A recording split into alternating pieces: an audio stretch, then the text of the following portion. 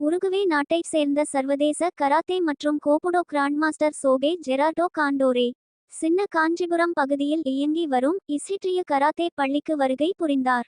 அவருக்கு பள்ளியின் சார்பில் ஆரத்தி எடுத்து மலர் தூவி வரவேற்பு அளிக்கப்பட்டது.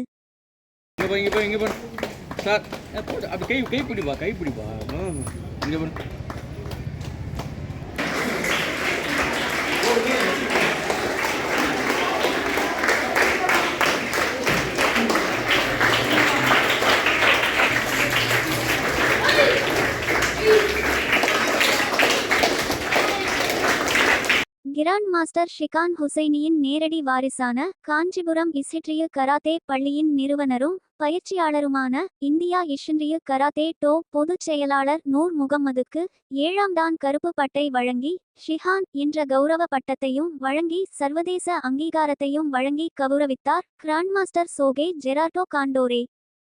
சென்சாய் நூர் முகம்மது 7ஆம் டான் கருப்பு பட்டை ஷிகான் என்ற கௌரவ பட்டத்தையும் சர்வதேச அங்கீகாரத்தையும் பெற்றதை கண்டு அவரின் தாயார் மற்றும் அவரிடம் பயிற்சி பெறும் மாணவிகள் அவர்களின் பெற்றோர்கள் நெகிழ்ச்சியுடன் கைதட்டி ஆரவாரம் செய்து தங்களின் மகிழ்ச்சியை வெளிக்காட்டினர்.